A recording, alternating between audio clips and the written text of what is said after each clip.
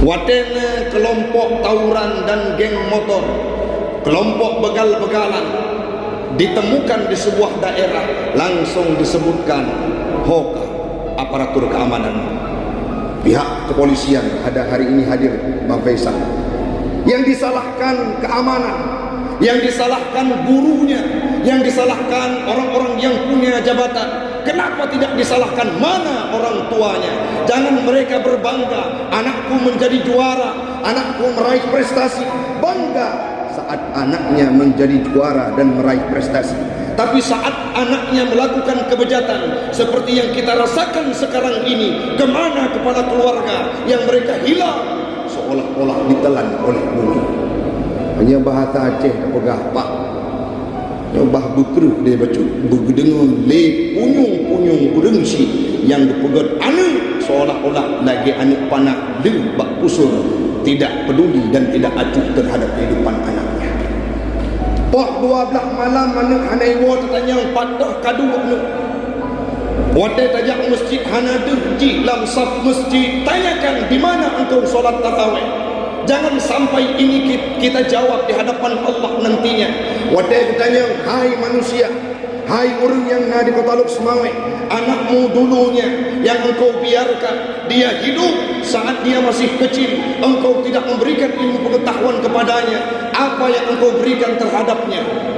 Anak betul jawab wadai bertanya dia Allah.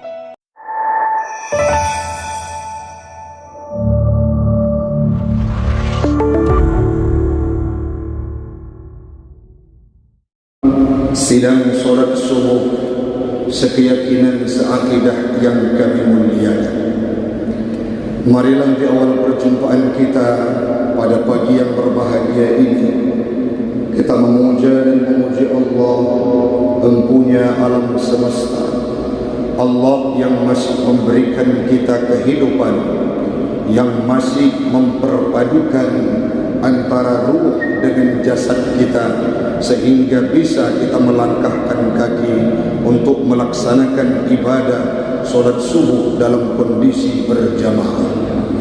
Salawat dan salam marilah sama-sama kita hantarkan keharibaan baginda Rasulullah sallallahu alaihi wasallam.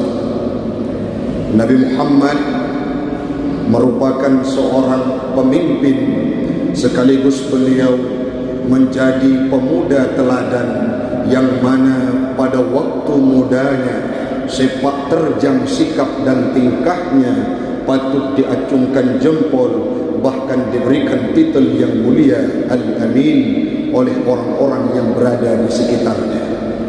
Salawat dan salam kepada al dan sahabat beliau sekalian, alim ulama mutaqaddimin dan mutaakhirin yang muktabar kedua-duanya, yang kami hormati bersama, kepada Imam Syekh Masjid Al-Hikmah, pengurus BKN, jamaah sidang solat subuh, dan orang yang menggalakkan solat subuh berjamaah.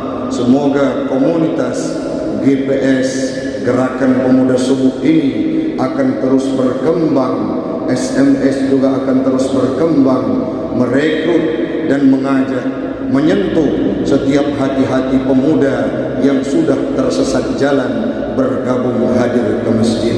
Ya Allah, ya Tuhanku, pada subuh ini kami berkumpul di bawah masjid yang mulia ini.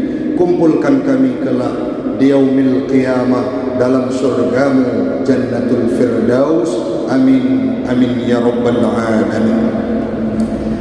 Hamba Allah, jamaah yang kami muliakan, Rasul pernah bersabda dalam sebuah hadis yang diriwayatkan oleh Imam Bukhari dan Muslim, di mana beliau pernah berpesan, sab'atun yudhilluhumullahu fi dhillihi yawma la dhilla illa dhilluh.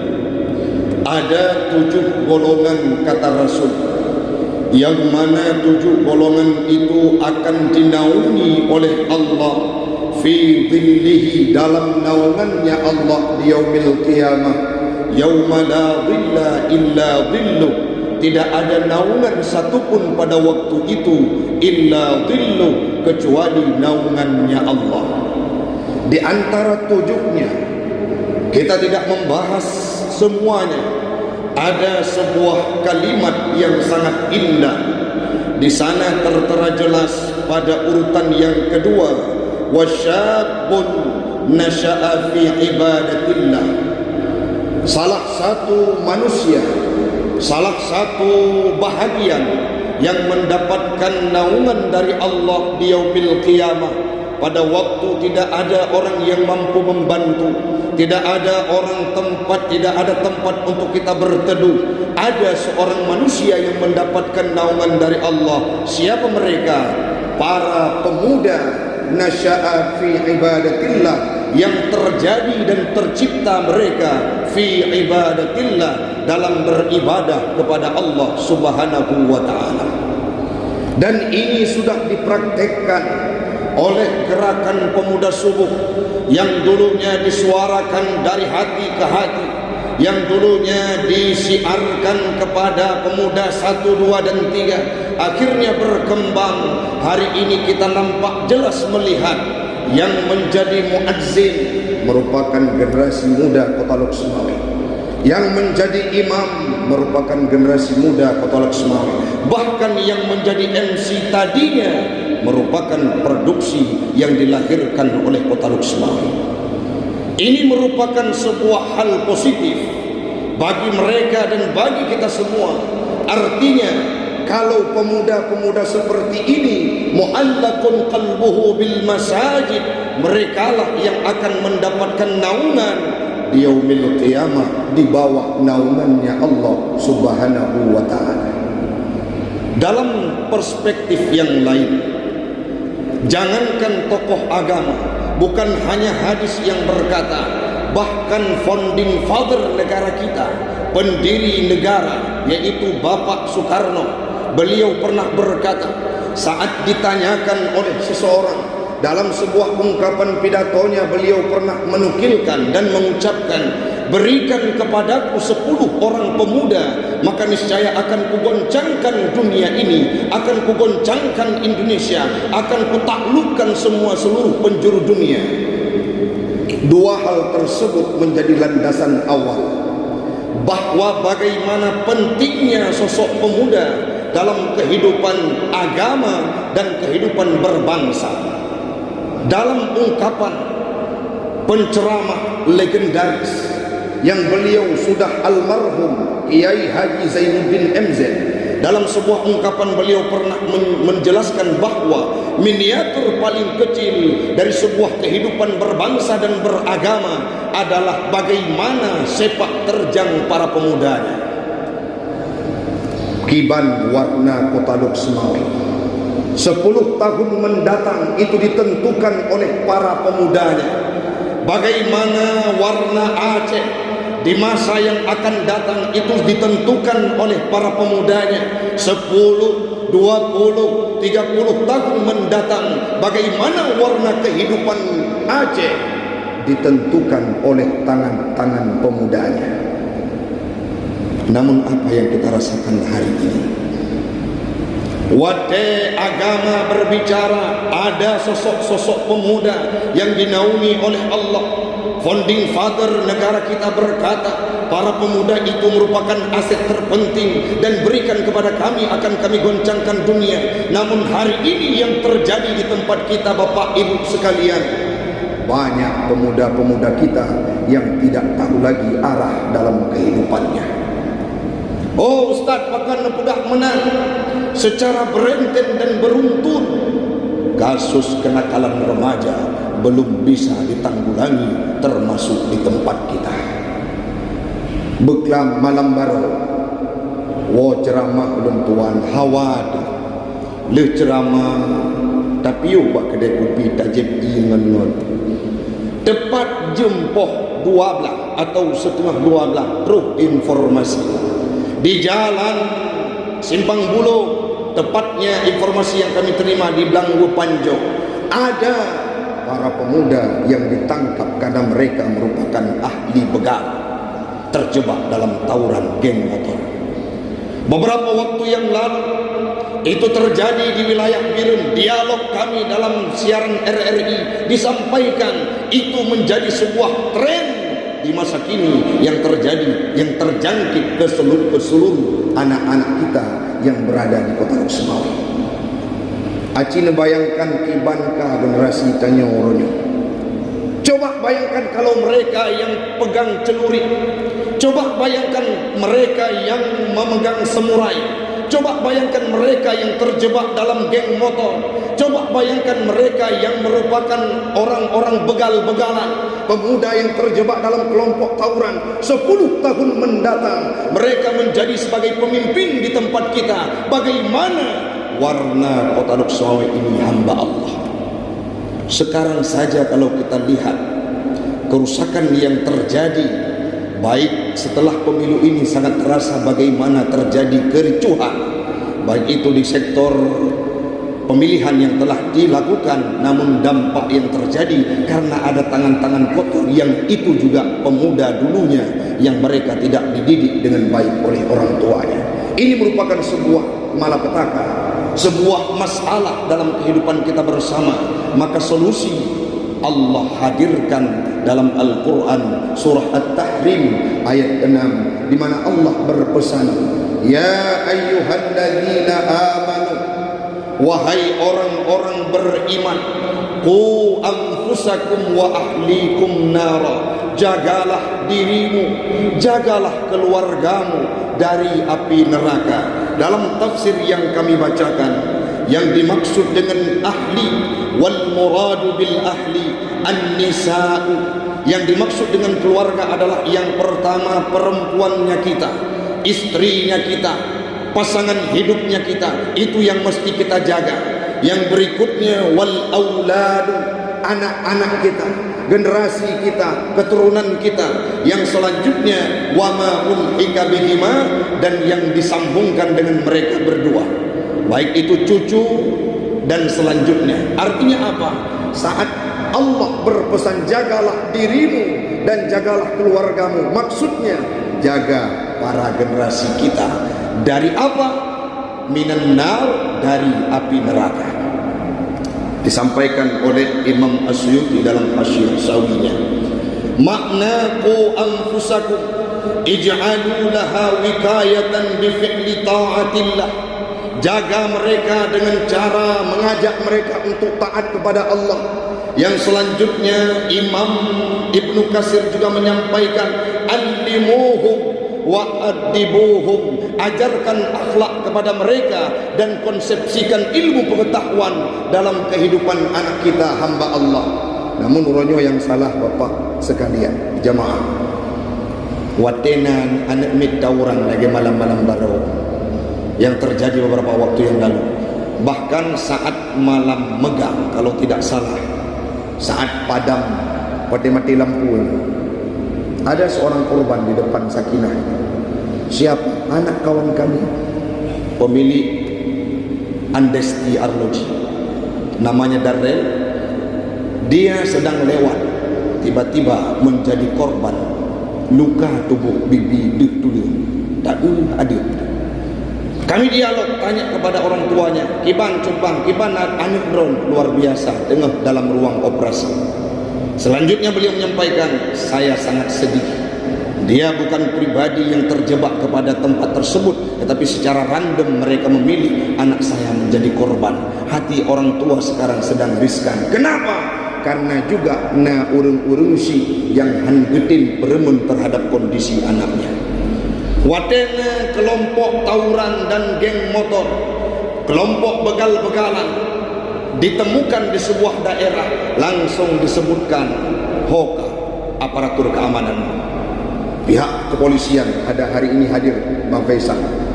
Yang disalahkan keamanan, yang disalahkan gurunya, yang disalahkan orang-orang yang punya jabatan. Kenapa tidak disalahkan mana orang tuanya? Jangan mereka berbangga, anakku menjadi juara, anakku meraih prestasi. Bangga saat anaknya menjadi juara dan meraih prestasi.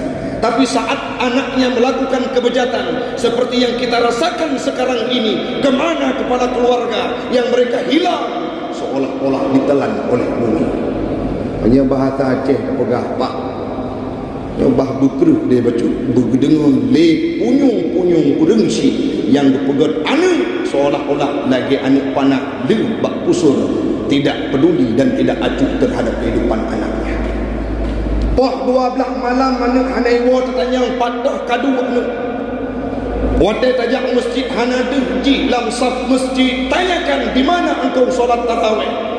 Jangan sampai ini kita jawab di hadapan Allah nantinya.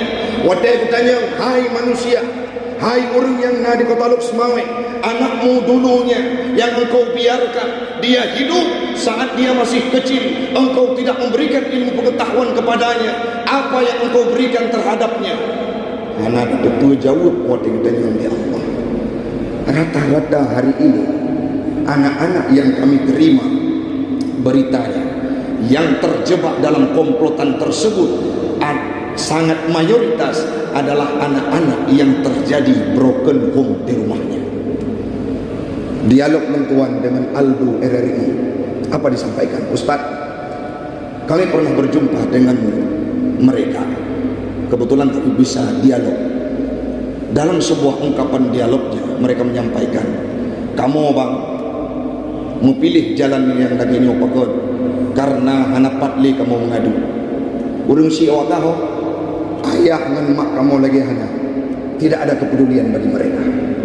Maka ronyo watena nekmi terjebak dalam geng motor begal-begalan, baik salah polisi, baik salah aparatur pemerintah, baik salah guru, tercoreng wajah guru nyawa dipampang di media surat kabar. Apa yang tulis?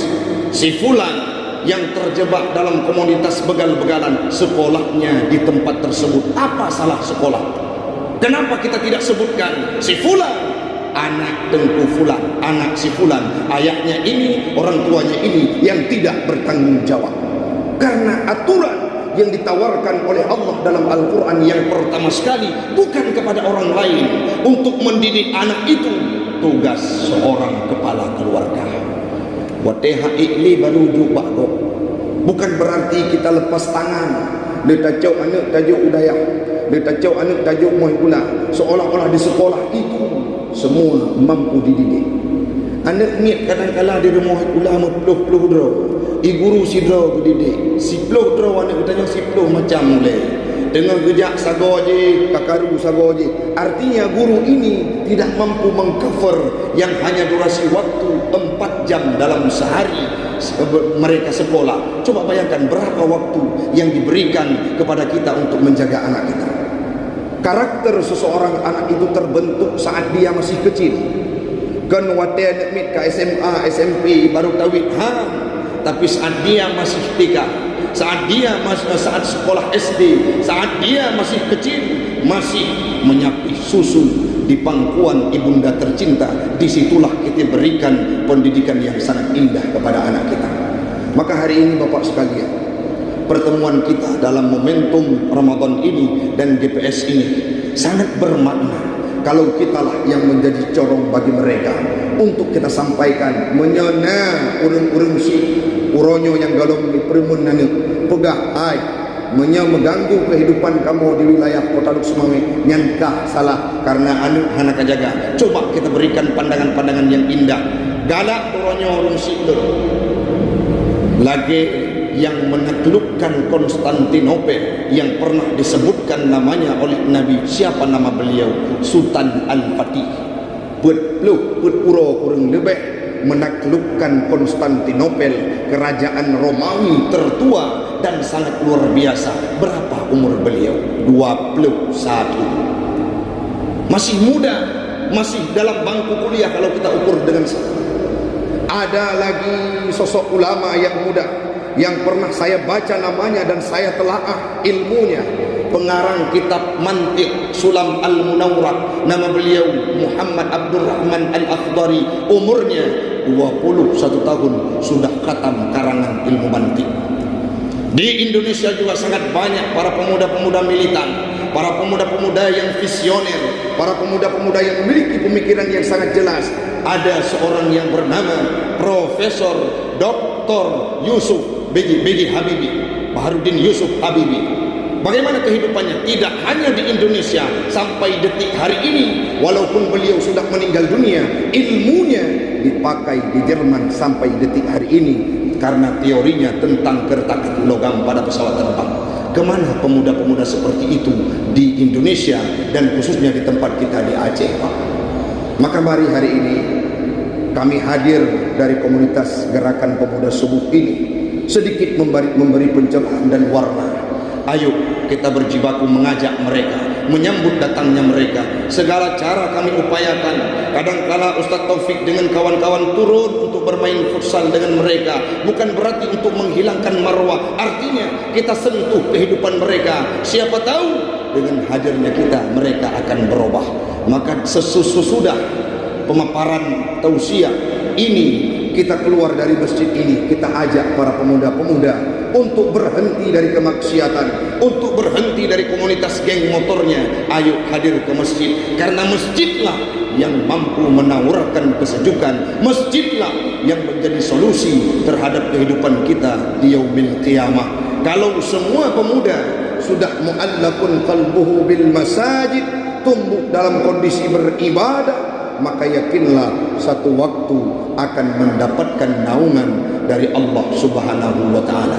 Doa Gedanyokan Bandung Bapak, seluruh jamaah yang hadir, semoga kejadian ini secara sedikit demi sedikit akan terus berkurang. Kita awali dari keluarga, walaupun dibantu oleh pihak keamanan.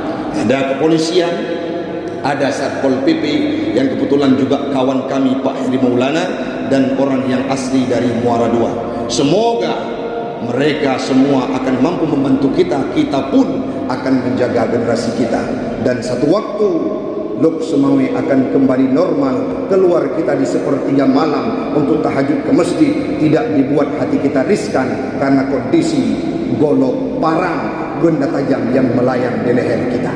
Mudah-mudahan bermanfaat bagi pribadi saya dan umumnya kepada jamaah sekalian. Hanya ini yang dapat saya sampaikan, lebih dan kurang saya mohon maaf. Hadanallahu wa iyyakum ajma'in.